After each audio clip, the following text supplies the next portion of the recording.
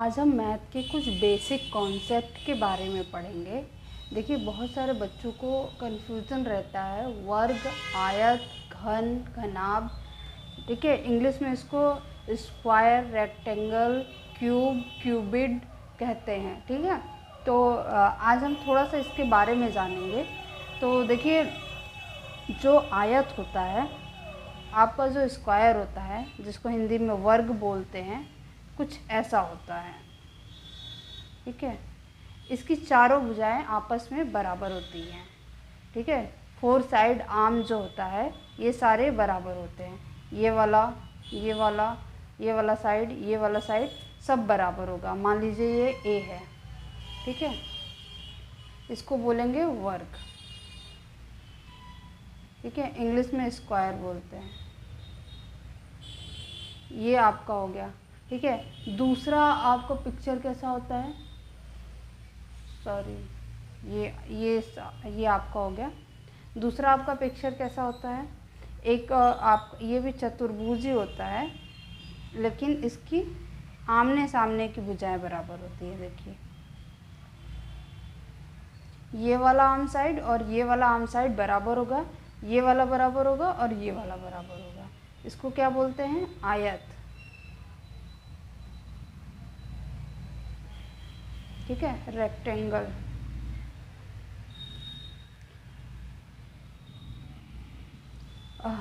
देखिए, इसमें क्या होता है, स्क्वायर और रेक्टेंगल में आपको अंतर पता चल गया। ठीक है, इसमें चारों भुजाएं बराबर होती हैं और इसमें आमने सामने की भुजाएं। ठीक है, लेकिन ये भी एक चित्र है। देखिए, ये भी एक डायग्राम है। क्या इसको स्क्वायर या रेक्टेंगल बोलेंगे? नहीं बोलेंगे। पता है क्यों? क्योंकि इसके बीच का कोण जो है 90 डिग्री नहीं है। आप यहाँ आयत, रेक्टेंगल में या स्क्वायर में चेक करेंगे तो दो भुजाओं के बीच का जो एंगल होता है वो 90 डिग्री होता है। ठीक है, ये 90 डिग्री होगा, ये 90 डिग्री होगा। ये फ़र्क होता है। ये भी एक 4 डायमेंशनल पिक्चर है। ये भी 4 चतुर्भुज है, ये भी चतुर्भुज है, ये भी चतुर्भुज है। लेकिन इन तीनों में अंतर यही होता है कि एक की भुजा बराबर होती है और दोनों कोणों के बीच 90 अंश होता है। दूसरे में क्या होता है, आयत में आमने सामने की भुजाएं बराबर होती हैं और दो भुजाओं के बीच का एंगल क्या होता है, 90 होता है। और चतुर्भुज ये वाला जो है, इसमें एंगल फिक्स नहीं होता है, कुछ भी हो सकता है और भुजा भी कुछ भी हो सकती है। ठीक है, तो ये आपका एक डिफरेंस हो गया। अभी तक हम क्या पढ़ रहे थे, 2 डायमेंशनल। ठीक है, 2D पढ़ रहे थे, 2 डायमेंशनल। ये जो पिक्चर है 2 डायमेंशंस में आता है। सिर्फ इसकी लंबाई और चौड़ाई होगी, है ना, लंबाई है और चौड़ाई है। ठीक, देखिए, ये चौड़ाई आपकी, ये लंबाई आपकी। इसमें भी देखिए, ये लंबाई आपकी, ये चौड़ाई आपकी। अब जो हम पढ़ेंगे पिक्चर, वो पढ़ेंगे 3D की। ठीक है, 3D डायमेंशनल। 3 डायमेंशनल,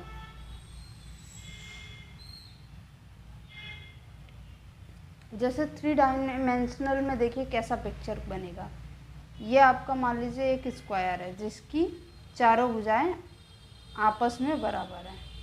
एक और स्क्वायर है ऐसे, इसकी भी चारों भुजाएं आपस में बराबर हैं। इसकी भुजा और इसकी भुजा आपस में बराबर है।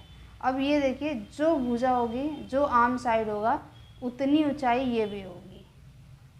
ठीक है, ये देखिए, ये क्या है आपका, ये हो क्यूब। ठीक है, ठीक है, ये क्या है, क्यूब। इसको हिंदी में बोलेंगे घन। बहुत सारे बच्चे इसको जानते होंगे। इसमें देखिए 3D है। 3D कैसे है, 3 दिशा में गया है, एक ये और एक ये। देखिए, किसी भी कोने से देखिएगा तो 3 दिशाएं जा रही होंगी। एक ये दिशा जा रही है, एक ये दिशा जा रही है, एक ये दिशा जा रही है। तो ये क्या है, 3D कॉन्सेप्ट हो गया, 3 बीमीय हो गया। तो इसमें क्या होता है, इसमें सारी भुजाएं आपस में बराबर होती है, लंबाई, चौड़ाई, ऊंचाई। ठीक है, तीनों बराबर होंगी। ये वाली भुजा भी, ये वाली भुजा भी, ये वाली भुजा भी, यहाँ सारी भुजाएं आपस में बराबर होती हैं। और सेम कॉन्सेप्ट होता है, किसी भी कॉर्नर के बीच अगर आप एंगल नापेंगे तो 90 अंश का एंगल आपका बनेगा। ठीक है, तो जैसे आप यहाँ पे वर्ग में देख रहे थे कि चारों भुजाएं आपस में बराबर हो रही थी और बीच का कोण क्या है, 90 अंश हो रहा था। उसी तरह यहाँ पे भी काम कर रहा है कि बीच का कोण जो है 90 अंश होगा। किसी भी भुजा, इस भुजा के बीच में ले लीजिए, इस भुजा के बीच में ले लीजिए, 90 अंश का कोण बनेगा। और डायमेंशन क्या है, 3 तरह का गया, तो इसको क्या बोलेंगे, क्यूब बोलेंगे, हिंदी में घन। ठीक है, अब देखिए यहाँ पे आपने रेक्टेंगल पढ़ा था, इसका 3D पिक्चर कैसे बनेगा। देखिए कुछ आपका ऐसा है, ये देखिए आपने एक ऐसा रेक्टेंगल बनाया जिसकी आमने सामने की भुजाएं बराबर है। अब एक और रेक्टेंगल बनाएंगे, देखिए इसकी आमने सामने की भुजाएं बराबर है ना। ये आपका रेक्टेंगल का क्यू, इसको इंग्लिश में बोलेंगे घना, हिंदी में बोलेंगे घनाभ, इंग्लिश बोलेंगे क्यूबाइड, क्यूबाइड। ठीक है, ये आपका क्यूबाइड हो गया। ठीक,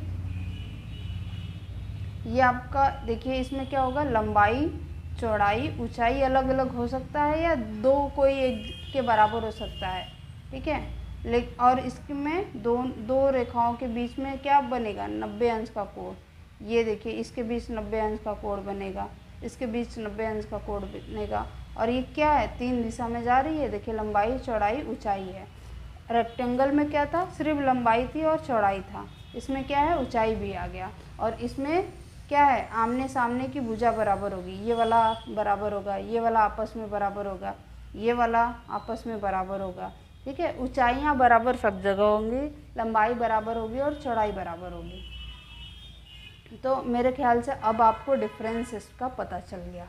ठीक है, ये एंगल बहुतों को नहीं पता होता है, इस वजह से बहुत सारे क्वेश्चन बच्चे नहीं कर पाते हैं। तो मैंने ये आपको बताया। इसके अलावा पता है 2D डायमेंशनल में कुछ और चीज़ें होती हैं और 3D में कुछ और चीज़ें।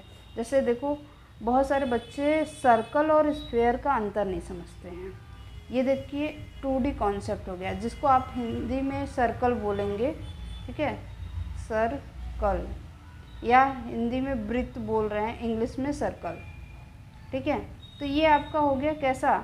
इसका अगर एग्जाम्पल देखेंगे तो क्या हो सकता है, आपने चूड़ी देखा है, कंगन, चूड़ी, ये सारे क्या है, वृत्त के एग्जाम्पल हो गए हैं, है ना। इसके अलावा आप किसी साइकिल के पहिए को देखिएगा, वो भी वृत्त का एग्जाम्पल हो गया है।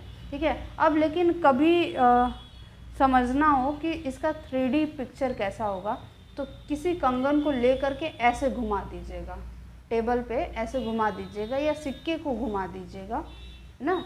जो पिक्चर बनेगा वो स्फीयर होगा। ठीक है, इसको हिंदी में गोला कहते हैं।